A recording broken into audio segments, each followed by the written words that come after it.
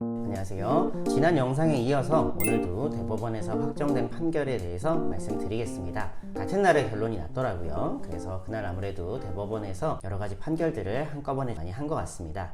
이 사건은 요양 중에 발생한 해고여서 이제 부당하다라고 1심, 2심에서 결론이 난 사례였는데 대법원까지 진행이 됐었습니다. 그래서 업무 중에 과도한 스트레스로 인해서 병가나 이런 것들을 최대한 사용하셨던 근로자의 이야기인데요. 그래서 적정한 휴가나 이런 것들을 추가로 보장하지 않았었고 결국은 수습 기간 중에 해고를 통보했는데 법원에서 보기에는 이건 요양 중에 발생한 해고다 라고 해서 부당하다라고 결론이 났습니다. 구체적인 세부 내용은 지난 영상 봐주시면 도움이 되실 것 같고요. 오늘은 이렇게 노동위원회 판정 취소된 이후 절차 그리고 임금 상당액 계산에 대해서 말씀을 드리겠습니다. 이 사건도 나의 사건 검색 통해서 한번 찾아볼까요? 내용 보시면은 행정법원, 고등법원, 대법원 모두 지담에서 진행했던 사건인데요. 근로자의 손을 들었습니다. 그래서 원고 승, 그리고 사용자가 제기한 항소는 기각, 그리고 대법원 같은 경우는 심리불속행 기각 이렇게 마무리가 됐습니다. 대법원까지 다투게 되는 경우에는 사실은 꼭 넘어야 되는 벽이 있습니다. 바로 이 심리불속행 기각을 당하지 않는 것인데요. 왜냐하면 이 통계를 보니까 한 70% 정도의 사건이 실제로 대법원에서는 심리를 하지 않습니다.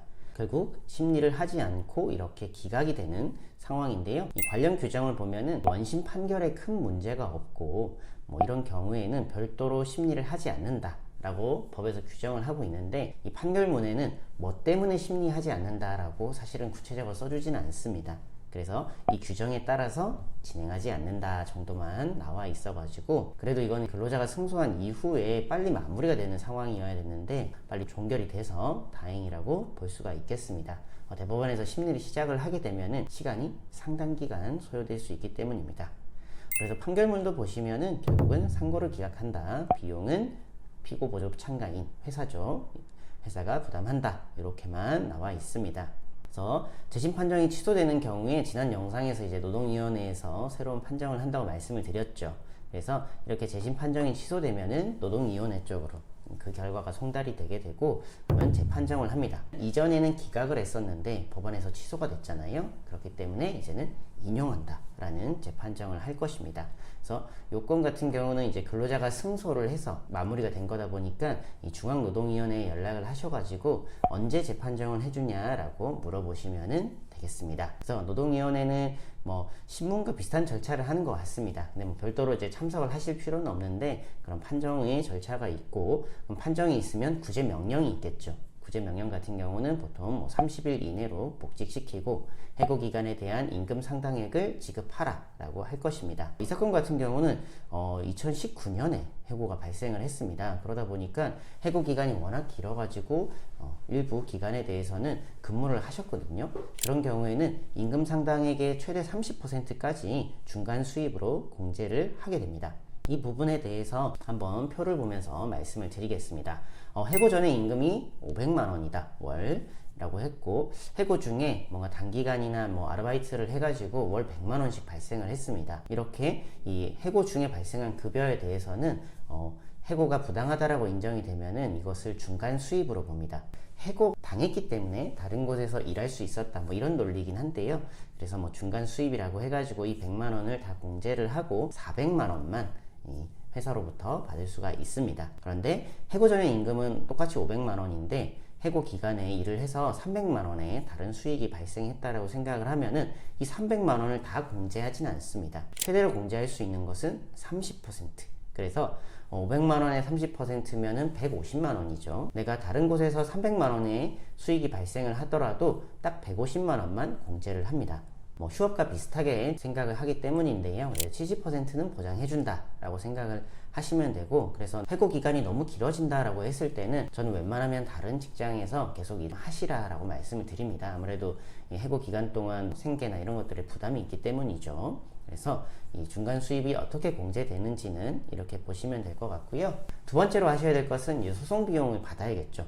변호사 비용이나 인지대 송달료 이런 것들을 부담을 하셨기 때문에 이것을 청구를 하실 수 있습니다. 판결문에 써 있죠. 누가 부담해라, 피고가 부담해라, 아니면 피고와 피고 보조 참가인이 부담해라 이렇게 되어 있습니다. 그래서 이 사건 같은 경우는 1심 같은 경우는 이제 보조 참가로 인한 부분은 회사가, 나머지는 피고가 이렇게 되어 있습니다. 그래서 두 군데다가 청구를 하게 될 것이고 2심과 3심 같은 경우는 피고 보조 참가인이 부담하라 라고 되어 있습니다. 그래서 이 부분은 회사에다가 청구를 할 것입니다. 행정소송 같은 경우는 이렇게 재심 판정 취소 소송은 속가가 5천만 원으로 고정되어 있습니다. 그래서 속가가 5천만 원인 경우에는 이것에 대해서 변호사 보수로 인정되는 금액은 440만 원입니다.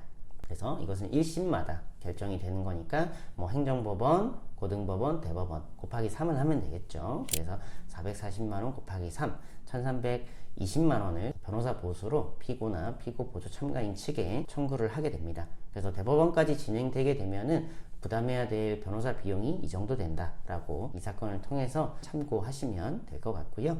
이렇게 두 가지를 보통 진행하게 된다. 어쨌든 임금 받으셔야 되니까 임금에 대한 부분, 그리고 내가 승소를 했으니까 이제 해고가 부당하다고 인정된 부분에 대해서 이후에 청구하시는 소송 비용, 이렇게 생각을 하시면 되겠습니다.